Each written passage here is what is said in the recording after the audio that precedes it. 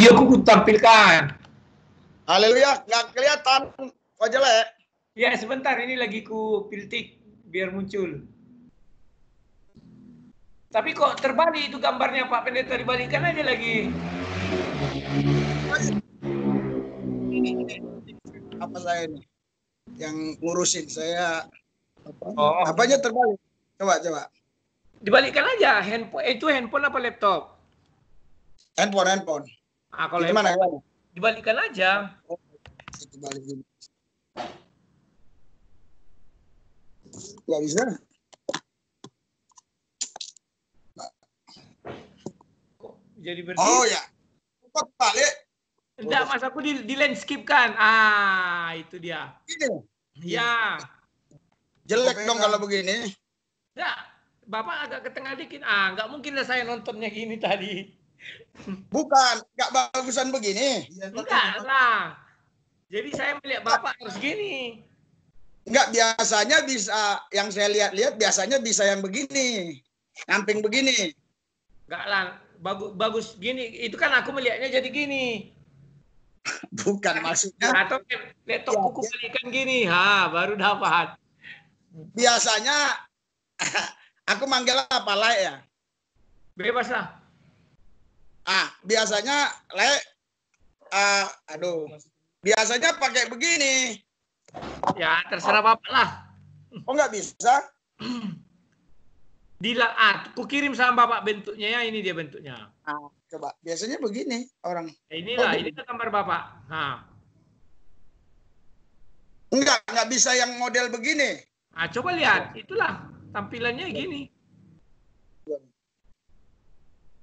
Loh. Sama kamu udah bisa waktu itu kan? Kayak tadi aja Pak, berdiri itu aja udah. Kita harus pegang terus, capek. Enggak lah, kan ada apanya itu. Apa holdernya itu. Taruh aja Pak. Oh. Kan bisa dijepit itu besar kecil. Bapak belum punya tripodnya. Ada. Nah, apa? Enggak, biasanya saya lihat yang begini. Biar Bapak masukin YouTube-nya. Karena kan kita bicara dua ini Pak, jadi layarnya nanti dibagi dua. Layarnya dibagi dua? Iya, Bapak sebelah kiri, saya sebelah kanan atau terbalik. Enggak, kemarin ini saya tes sama ini anak saya, dia bisa berbarengan sebelah kiri sebelah kanan. Iya, nanti begitu kita selesai bicara ini, hasilnya nanti kiri kanan, Bapak sebelah kiri, aku sebelah kanan. Layarnya dibagi dua langsung. Oh begitu. Iya, pertama gini aja. Jadi saya puas melihat Bapak, Bapak puas melihat saya. Kalau langsung dibagi dua nggak puas. Nanti kalau bisa Bapak melangkah juga ke StreamYard, Pak. StreamYard. Nah, gimana ini? Ada apa asisten saya? Stream bisa? StreamYard nanti tuh Pak. Kalau itu enak kita. Jadi kita bisa menunjukkan Alkitabnya, kita bisa menunjukkan dialog begini berdua.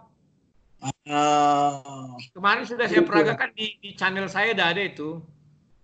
Oh, enggak, karena saya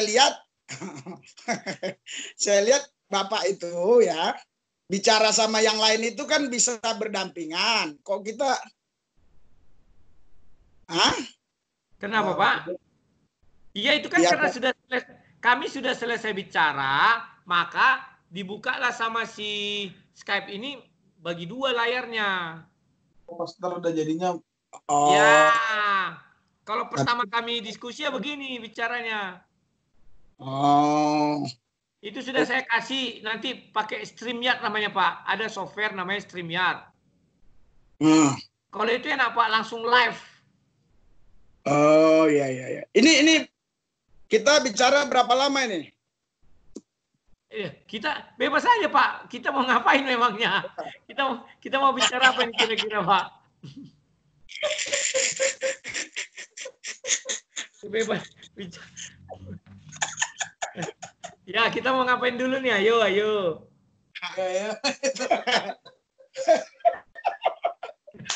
bukan begini. Dalam pemahaman kan bisa saja ada perbedaan. Oh, nah sebentar Pak. Nah, Sekarang Bapak kan sudah rekod ini. ya. Jadi karena sudah direkod, kalau bisa bicara kita diatur. Jangan nanti kita kira belum direkod, kita bilang entah apa kan lucu. Oh, jangan salah ngomong. Iya, jangan salah. Oh iya, ngomong, direkod. Oke, silakan. Gimana Pak? Jadi begini,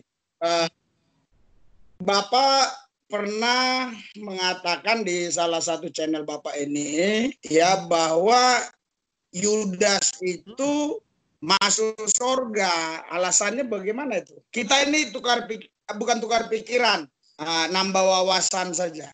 Berarti Bapak lah orang ke-8 yang bertanya hal itu. Sebenarnya sudah banyak yang nanya Pak. Pendeta kemarin ada Napi Tupulu dari Jambi, pendeta juga dia sudah bertanya. Jadi saya bilang yang mempercepat proses begini. Saya kan sudah sering menjawab nih, tapi videonya nggak saya upload karena saya menjaga perasaan ya. Tapi kalau Bapak nanti minta diupload silakan. Nah, saya lebih bagus bertanya sama Bapak, kira-kira apa yang membuat Bapak tidak setuju si Yudas masuk surga? Nah, kan itu.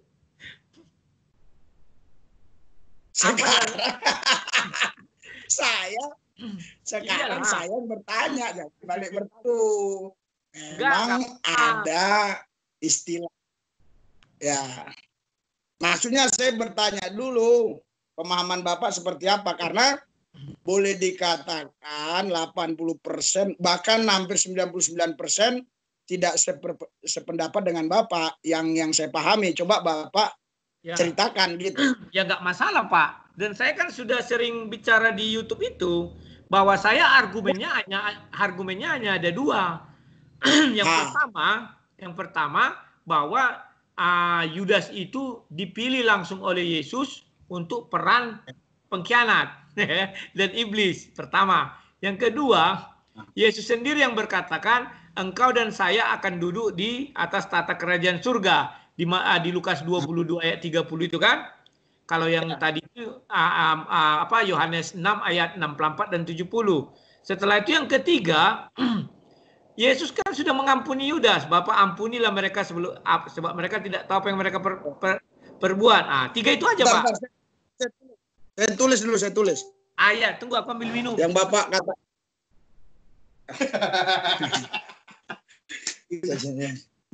Ntar kita bikin. Itu. Oh, silakan. Ya, yang Bapak pertama, biar saya jawab pertama. Bapak pertama alasannya apa, Pak? Alasannya karena Yudas itu dipilih langsung oleh Yesus. Pak, oke. Yohanes 6 ayat 64 dan 70. Iya, oke Pak. Oke, karena dipilih yang langsung kedua, ya. Enggak, satu Pak, satu-satu saya jawab. Oke, silakan. Nah, waktu Yesus memilih itu kan dia bukan pilih Yudas secara pribadi langsung. Dia pilih bersama-sama 12 orang. Enggak, Pak. Karena Yesus memilih pribadi-pribadi. Contohnya, murid yang pertama diangkat adalah 2 orang, itu murid Yohanes. Ketika Yesus lewat pagi hari, Yohanes bilang, inilah orangnya. Nah, itu murid pertama. Jadi satu-satu dipilih Yesus. Ya, bukan itu maksud saya. Maksud saya waktu dia katakan nanti kalian memerintah bersama saya di kerajaan, itu dia mengucapkan nubuatan bersama-sama waktu itu. Bukan Yudas sendiri. Betul, makanya dibilang Yesus, kalian akan duduk bersamaku di Lukas 22 ayat 30 itu di atas tahta kerajaan sorga untuk menghakimi 12 murid. Iya, waktu itu Yudas belum mengkhianat kan? Waktu itu Yudas sudah menjual tetapi belum menyerahkan. Maksudnya? Yudas sudah menjual Yesus tetapi belum menyerahkan Yesus kepada tentara Romawi dan Farisi itu. Oke. Nah, terus alasan Bapak yang kedua apa? Alasanku yang kedua, Yudas mati bunuh diri lebih dahulu, Ya, dosanya banyak, mati bunuh diri. dosanya banyak. Ya. Kemudian Yesus mengampuni. Oh ya, jadi begini. Saya mau tahu dulu Bapak ini pemikirannya dari, maaf ya, Bapak ini dari Katolik atau dari mana? Saya murid Yesus saja, Pak. Bukan, biar kita paham. Jadi kita nggak perlu. Makanya saya sekarang ini murid Yesus, tidak mau Jadi saya ini- dikatakan Katolik, Protestan, karismatik, Pentakosta. Bukan. Karena kalau di Katolik, Pak, orang yang sudah mati masih bisa didoakan. Sama dengan di Islam. Makanya saya perlu tahu, bukan masalah membedakan. Jadi itu gini. diambil dari Yohanes 11, Pak. Yohanes 11, coba Bapak baca, di mana Lazarus sudah mati 4 hari, orang keluarganya masih mendoakan Lazarus. Oh, itu doakan bukan masuk surga. Kalau itu doakan biar nggak ada di situ, doakan dosanya diampuni. Artinya Pak, kebangkitan itu karena dia tidak berdosa. Gimana sih? Kematian karena dia berdosa, dibangkitkan karena Yesus mengampuni dosa Lazarus. Hai Lazarus, keluarlah engkau. Ya, jadi begini, oke. Saya nggak mau memperdebatkan. Ya. Tetapi yang saya pahami, ya, orang yang mati kita nggak doakan lagi sekarang nih. Iya. Orang yang mati kita tidak bisa, Pak. 4 hari bisa. Hah? Bisa. Ya, oke. 4 hari bisa karena Lazarus. Saya bukan mengada-ngada nih, Pak. Ada masalah itu. Ya, 4 hari, 4 malam kita bisa berdoa kepada orang yang sudah mati. Kita meniru Lazarus. Oke. Ya udah. Sudah. Oke. 4 hari. Oke. Terus alasan yang ketiga, Pak. Saya nggak ada itu terserah. Itu kan pendapat Bapak terserah. Kan alasan ketiga. Kan sudah 3, Pak. 2, baru kedua. Yang pertama, Tuhan yang memilih si Yudas. Ya. Yang kedua, Tuhan sudah menjanjikan tahta bagi mereka di surga. Yang ketiga, Yesus mengampuni Yudas. Ya, alasannya Bapak pakai Lazarus yang sudah mati 4 hari, masih didoakan selama 4 hari, betul kan? Dan Yesus membangkitkan orang mati. Ya, oke. Yudas sekarang kita cari fenomenal baru, problem baru lah, misalnya. Oke, ini ada seorang hamba Tuhan. Ya. Oke. Tentu selama dia melayani kurang lebih 15 tahun, tentu pasti kita yakin dia dipilih Tuhan, betul nggak? Enggak. Nah, terus dari mana Bapak tahu? Saya ulang lagi ya, Pak. Ada orang melayani. Ya. Ya. Kalau dia melayani, tentunya ini dalam konteks dia kita lihat sungguh-sungguh pelayanan. Ya. Terus orang ini dalam pandangan umum kan dipilih Tuhan. Dalam pandangan umum. Iya, pandangan umum dipilih Tuhan. Ya, oke. Terus dia sebelum dia meninggal, kurang lebih misalnya taruhlah beberapa bulan atau beberapa minggu dia hidupnya di dalam dosa atau mengkhianati Yesus lah. Udah meninggalkan. Ya, meninggalkan Yesus. Nah, itu kurang lebih kan hampir sama dengan Yudas. Cuma ini tidak tercatat di dalam Alkitab. Nah, menurut pendapat Bapak bagaimana? Ke neraka itu, Pak. Langsung ke neraka itu. Nah, apa bedanya dengan Yudas tadi, Pak? Bedanya dengan Yudas, Yudas menjalankan misi keselamatan. Sementara pendeta tadi tidak menjalankan misi keselamatan, tetapi menjalankan nafsu birahi diri sendiri. Oke. Beda. Jadi, Nah, yang kedua, Yudas mati duluan, diampuni Yesus, sehingga Yudas tidak berdosa lagi. Sementara pendeta tadi, dia berbuat dosa, dibaptis, dosanya dihapuskan, kemudian dia berbuat dosa lagi, dan dia mati. Tak ada yang mengampuni. Yudas beruntung karena Yesus mengampuni langsung. Sementara pendeta tadi tidak diampuni Yesus, Pak. Oke. Ya. Jadi kalau di Lukas 22 ayat 3 itu iblis yang masuk ke Yudas. Betul. Artinya Yudas tidak tahu apa yang dia perbuat. Artinya ucapan Yesus, Bapa ampuni mereka sebab mereka tidak tahu apa yang mereka perbuat, sah. Jadi Bapak menggabungkan, maksudnya ucapan Yesus di atas Golgota itu berlaku bagi Yudas. Berlaku bagi semua orang yang terlibat di dalam misi keselamatan tersebut, Pak. Termasuk Petrus. Dosa yang paling besar di situ sebenarnya Petrus, Pak. Karena Petrus menyangkal Yesus. Maka di Matius 10 ayat 33 dengan jelas Yesus mengatakan, ini sebelum kejadian loh. Siapa menyangkal aku di depan manusia, maka aku akan menyangkal dia di depan Bapakku. Petrus menyangkal Yesus, maka Petrus sudah disangkal Yesus di depan Bapaknya. Jadi begini. Petrus dia masih ada waktu dia hidup. Kenapa, Pak? Kalau Petrus dia masih punya waktu untuk hidup dan melayani lagi dan sampai dia mati tersalib, minta disalib dibalik. Artinya tentu beda dengan peristiwa si Yudas, nggak bisa dikaitkan ke Petrus. Petrus tidak ada bertobat, Pak. Kenapa nggak bertobat? Ya buka ayatnya, jangan ditambah-tambahi kitab suci. Dia tidak bertobat. Dia hanya menyesal. Sama dengan Yudas, menyesal, sama-sama menyesal. Setelah ayam berkokok, iya, dia sadar itu. Iya, dia melakukan perbuatan itu dengan sadar. Petrus adalah cerminan orang yang mau melawan nubuatan Yesus.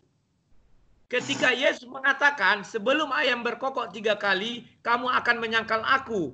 Itu nubuatan loh, Pak, karena belum terjadi. Petrus mau melawan itu, maka Petrus nyisip-nyisip dia. Sebentar, Pak. Petrus nyisip-nyisip, tidak ikut sama Yesus. Tujuannya adalah biar firman Tuhan itu tidak tergenapi sama Petrus. Tetapi faktanya apa? Orang ada yang lihat, ini tadi sama Yesus kayaknya. Oh tidak, aku tidak ikut dia katanya. Itu dosa terbesar Petrus. Tetapi dia kan terakhirnya, dia katakan tidak layak. Saya mati harus disalib. Saya minta disalib terbalik sebagai tanda saya menyesal. Karena dia sudah, setelah peristiwa itu dia melayani lagi, menginjili lagi. Betul. Bahkan dia ikut di antara 120 rasul. Ya. Kenapa dia bisa ikut di situ? Karena Yesus sudah mengampuni. Bapa, ampunilah mereka. Sebab mereka tidak tahu apa yang mereka lakukan. Termasuklah Petrus dalamnya. Kenapa, Pak? Maksud saya, kenapa Bapak kaitkan Petrus dengan Yudas? Itu satu kisah yang berbeda. Itu adalah 2 kisah yang sama, Pak. Yudas sejak semula dinubuatkan Yesus, sejak dari Matius 10 ayat 4 dia sudah dibilang jadi iblis. Sejak Yohanes 6 ayat 60 dan 74 dia sudah dibilang jadi iblis. Dan dia tidak sedetik pun ingin membatalkan firman Tuhan tersebut. Dia tidak sedetik pun. Maka dibuat Yesuslah sebentar, Pak. Maka dibuat Yesuslah contoh kedua. Contoh kedua itu adalah Petrus. Petrus ini dinubuatkan juga akan menyangkal Yesus. Tetapi Petrus berusaha melawan. Yudas tak melawan, Petrus melawan. Ya. Jadi kita karena sesama kita sudah banyak tahu Alkitab, nggak usah buka satu-satu, kita sulit. Jadi yang jelas Yudas itu waktu itu di perjamuan malam sempat ditegur Yesus. Ya. Nah, orang yang mencelupkan inilah nanti yang akan mengkhianatiku. Ya.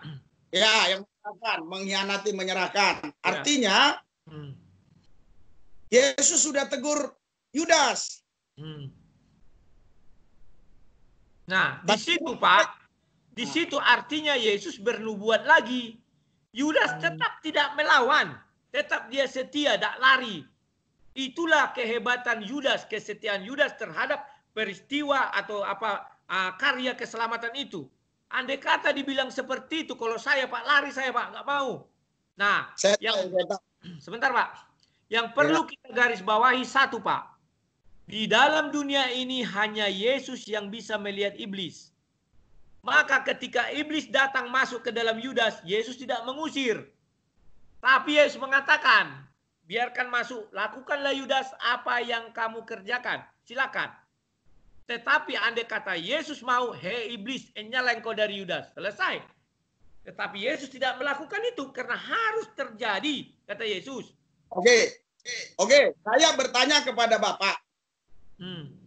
Seandainya Yudas tidak ada, apakah Yesus juga harus mati disalib? Harus, karena itu sudah ketetapan. Karena itu sudah ketetapan dari zaman Nabi Yesaya bahwa dia akan disesa, dipermalukan, dihina dan disalibkan di atas tiang itu kan. Nah, maka Yesus tetap harus mati. Kita tidak bisa memutar balik semua nubuatan itu atau firman itu. Itulah sebabnya yang ditugaskan mencari ini kan ibarat drama ibaratnya Pak. Yang mencari aktor-aktornya Yesus langsung. Yohanes 6 ayat 64. Aku yang memilih kamu langsung. Dan salah satu di antara kamu adalah iblis. Ya. Jadi begini Pak, kalau begitu pendapat Bapak, berarti tanpa Yudas pun Yesus mati di kayu salib. Karena Yesus memilih, artinya tidak bisa lagi lari dari rel itu Pak.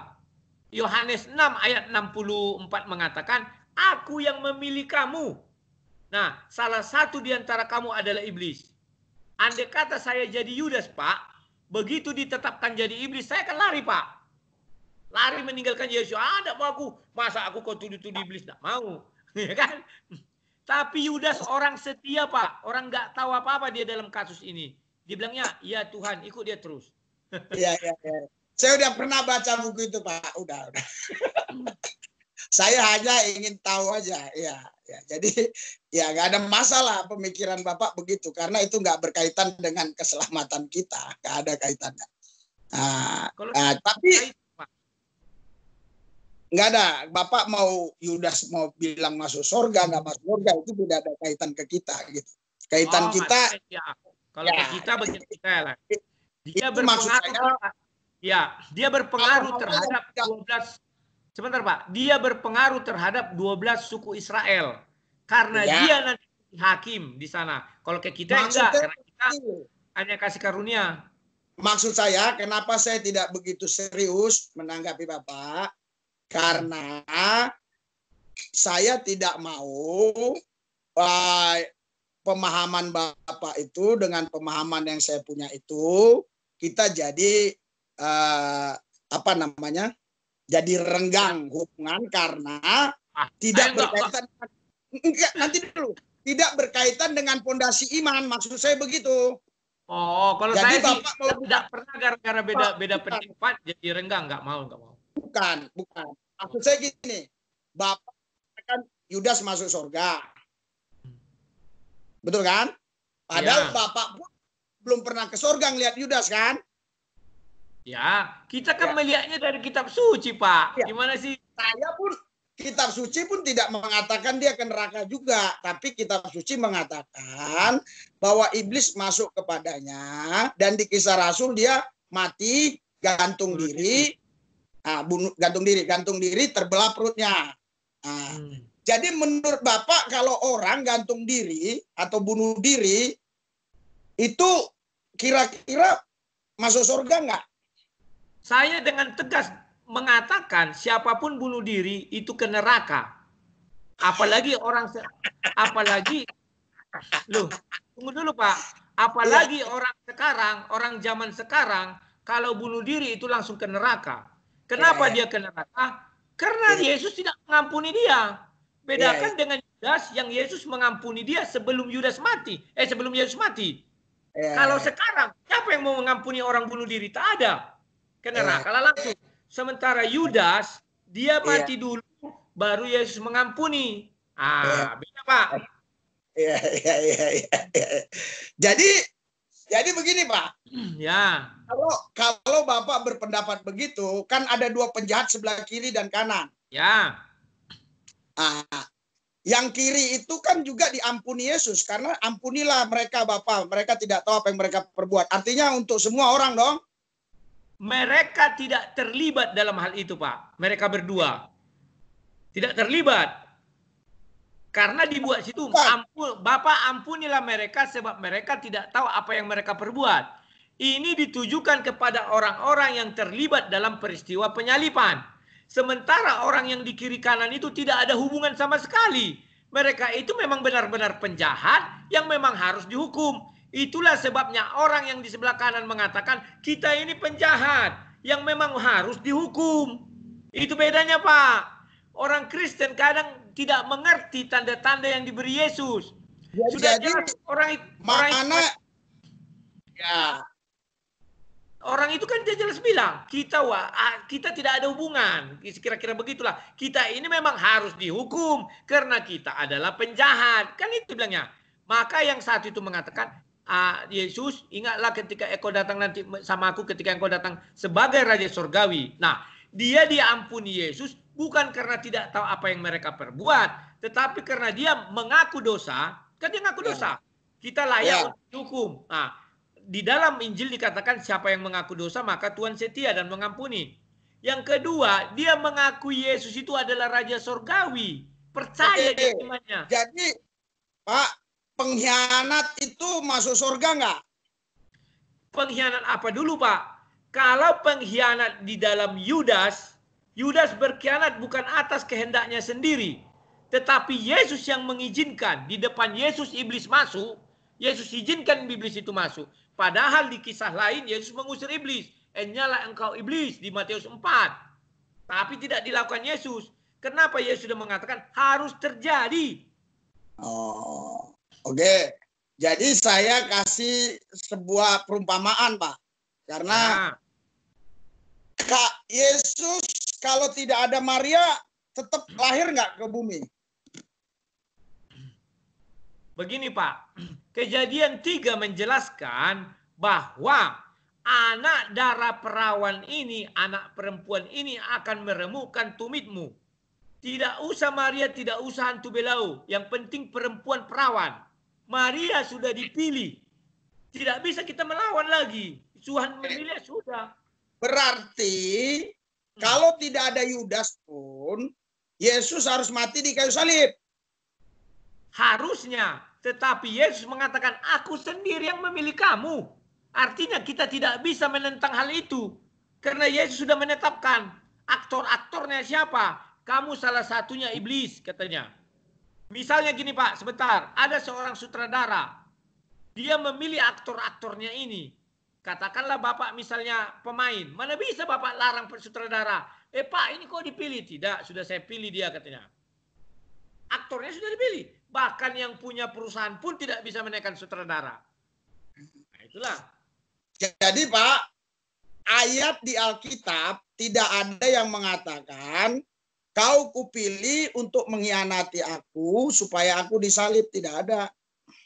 Ada. Matius 10 ayat 4. Bukalah. Matius 10 ayat 4. Silakan. Matius 10 ayat 4 ya. Tetapi tidak dikatakan disalib ya. Mengkhianat.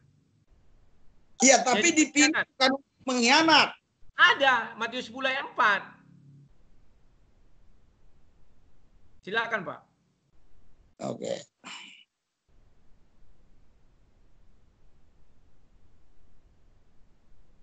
Kok ini keluar nih? Coba bacakan. Matius 10.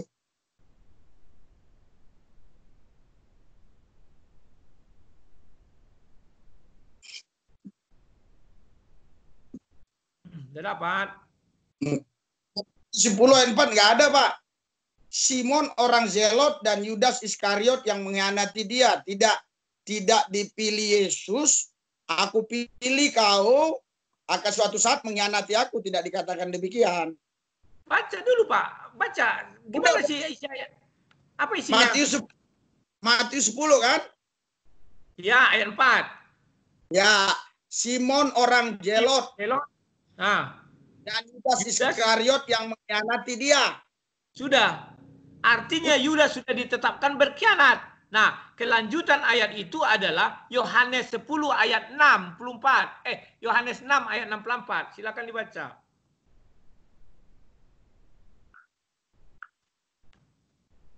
Yohanes 6 ayat 64. Oke. Tetapi di antaramu ada yang tidak percaya. Yang tidak percaya. Ya. Yesus tahu dari semula siapa yang tidak percaya. Dan siapa yang akan menyerahkan dia. Yesus tahu. Sebentar. Ada orang. Sebentar ya. Ngapain? Enggak ke samping. Itu dokter. Sebentar ya. Mau pipis dia katanya, kok kesini mau pipis. Salah. Menit. Sampai 45 menit. Salah tempat dia. Jadi Pak, di sini dikatakan, tetapi di antara kamu ada yang tidak percaya. Artinya Yesus memberikan peringatan.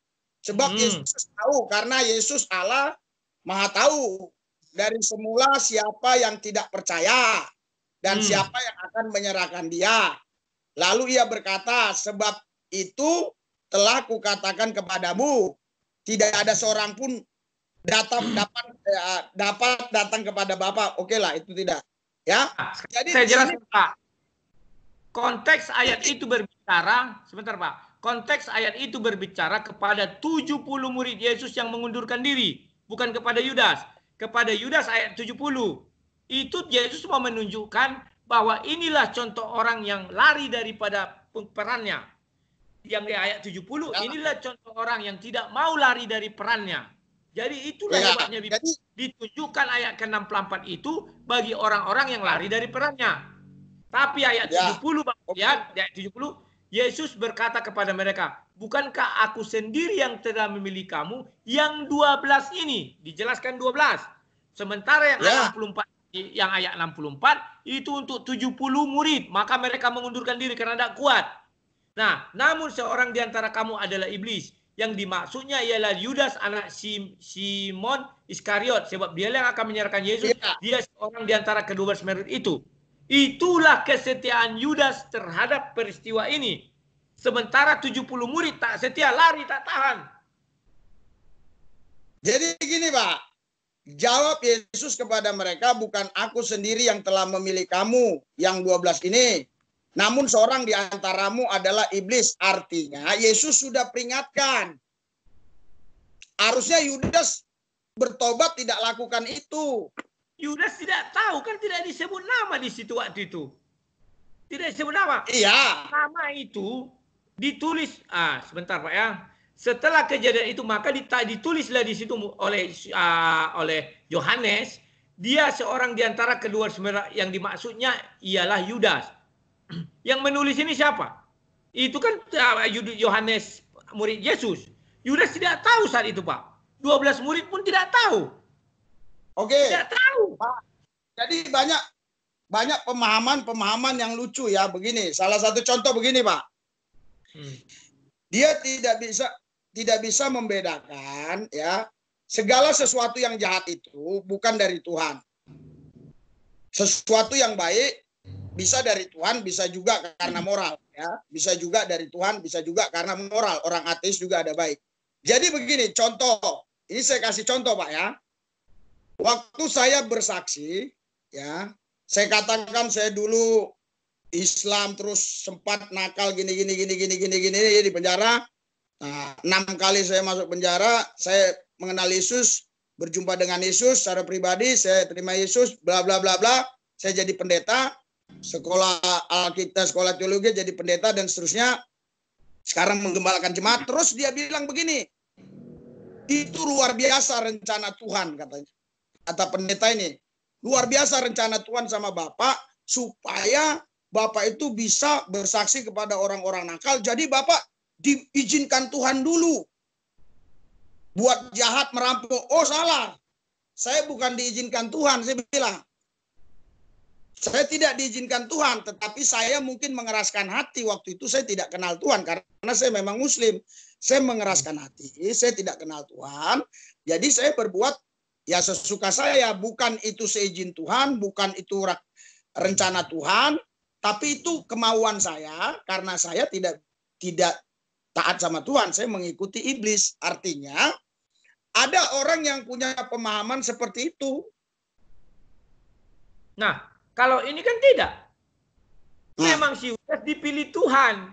Beda dengan kita. Kita sekarang Yesus tidak ada di depan mata kita. Kita hanya mengaku-ngaku dipilih Tuhan, ditunjuk Tuhan. Begini bukan. Kalau Yudas langsung dipilih. Itu bedanya, Pak. Bedakan antara langsung dengan yang sekarang adalah asumsi semuanya. Sekarang Bapak coba tunjukkan Yudas yang langsung dipilih pribadi. Lah, tadi kan sudah. Ayat Yohanes 6:70. Ini bukan dikatakan Yudas, Pak. Di antara kamu. Loh, bukan itu. Kan dibilang, saya yang memilih kamu langsung. Kan dibilang. Gimana sih? Tapi jawab Yesus kepada mereka, bukankah aku sendiri yang telah memilih kamu? Artinya kan langsung Yesus memilih Yudas, segala macam. Oke. Nah, di Matius 10 ayat 4, salah satu di antara kamu adalah iblis, pengkhianat. Nah, salah satu di antara kamu adalah iblis, tidak disebut namanya, Pak. Disebut namanya, memang betul. Ini menurut saya adalah penulis yang mengapakan ini menambah. Makanya saya bilang Yudas tidak tahu. Kan jelas jadinya. Maka pengampunan itu Bapak ampunilah mereka sebab mereka tidak tahu. Kan jelas dia nggak tahu. Okay. Dia tidak mau lari. Dia tetap ikut. Nah, gini Pak. Sebentar, maksud saya gini. Misalnya saya mencari murid nih. Saya ambil murid 12 orang. Salah satu di antara kalian nanti adalah pembunuh. Pasti semua ini bubar, Mbak. Itulah contohnya Yohanes 6 ayat 64. Dibilang Yesus sama 70 orang ini, orang tuh lari tak sanggup. Sama ini, enggak lah, aku enggak, udah lari orang ini. Tetapi yang 12 orang Pak, sekarang gantian saya yang menjabarkan ayat ini. Tadi udah saya izinkan Bapak bicara leluasa menjabarkan ayat ini ya. Jadi jawab Yesus kepada mereka, bukankah aku sendiri yang telah memilih kamu yang 12 ini? Maksudnya bukan hanya Yudas, 12 orang. Namun seorang di antara kamu adalah iblis. Seorang di antara kamu adalah iblis, tidak disebut namanya. Itu dalam pandangan saya, Yesus memperingatkan muridnya bahwa ada di antara kalian yang mengkhianat. Seandainya muridnya tadi sadar tidak mengkhianat, Yesus saya yakin tetap mati di atas Golgota, Pak. Nah, Bapak bacalah ayat 64. Yesus mengatakan, tetapi di antaramu ada yang tidak percaya, sebab Yesus tahu dari semula siapa yang tidak percaya dan siapa yang menyerahkan dia. Ini kan menyerahkan dia, artinya kan Yudas. Tetapi 70 murid, sebentar Pak. Tetapi 70 murid itu karena dibilang-bilang gitu lari. Ayat 65. Lalu ia berkata, sebab itu telah kukatakan kepadamu, tidak ada seorang pun yang datang kepadaku kalau Bapa tidak mengaruniakannya kepadanya. Mulai dari waktu itu banyak murid-muridnya mengundurkan diri dan tidak lagi mengikuti dia. Hanya karena perkataan anak pelapar itu, siapa yang tidak percaya dan siapa yang akan menyerahkan dia. Misalnya kita ini ada 70 orang misalnya. Aku mengatakanlah sama murid-muridku, di antara kalian nanti ada seorang pembunuh. Takut orang itu lari semua, tinggallah 12. Itulah itu Pak. Jadi ayat itu, itulah hebatnya Bible. Di ayat 64 sampai 65-66 dijelaskan bahwa karena ucapan Yesus itu banyak yang mengundurkan diri. Di ayat 70 tinggal 12. Maka Yesus mengatakan, aku yang milik kamu. Dan di ayat 65 jelas dikatakan, lalu sebab itu telah kukatakan kepadamu, tidak ada seorang pun yang dapat datang kepadaku kalau Bapa tidak mengaruniakannya kepadanya. Oke. Artinya Yudas pun dikaruniai Bapa sehingga Yudas bisa datang kepada Yesus. Kan itu. Datang kepada Yesus dikaruniai Bapa, bukan menyalibkan Yesus dikaruniai Bapa, bukan. Dibuat di situ Pak, ayat 64, siapa yang tidak percaya dan siapa yang akan menyerahkan dia? Hanya karena perkataan itu orang lari. Yudas tak lari. Ya. Dia tidak tahu. Dia ikut terus. Sampai akhir. Makanya Yesus mengatakan, siapa yang setia sampai akhir. Yudas adalah orang yang setia dalam misi penyalipan ini Pak. Tidak lari dia. Yang murid yang lain lari. Penyalipan ini skenario yang memang dibuat. Sandiwara, skenario. Memang iya, karena sudah dibuatkan jauh-jauh hari zaman Nabi Yesaya. Skenarionya juga dibuat dalam Kejadian 3. Sebentar Pak. Skenario itu dibuat juga dalam Kejadian 3, di mana dikatakan perempuan ini akan meremukkan anak-anak perempuannya akan meremukkan ular itu katanya. Sudah di skenario tuh Pak. Bukan itu maksud saya. Skenarionya maksudnya nanti Yudas lah yang harus menyalibkan saya. Itu yang saya maksud. Iya. Makanya Yesus ketika iblis masuk tidak melarang. Padahal iblis itu masuk di depan mata Yesus. Kalau Bapak pun kalau iblis masuk, Yesus gak larang iblis masuk ke Bapak. Karena Yesus tidak di sampingku. Sementara Yudas, Yesus di sampingnya. Loh, kok ketawa sih?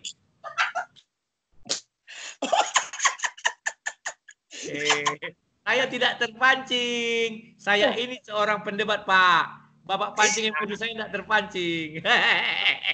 Santai. Gimana?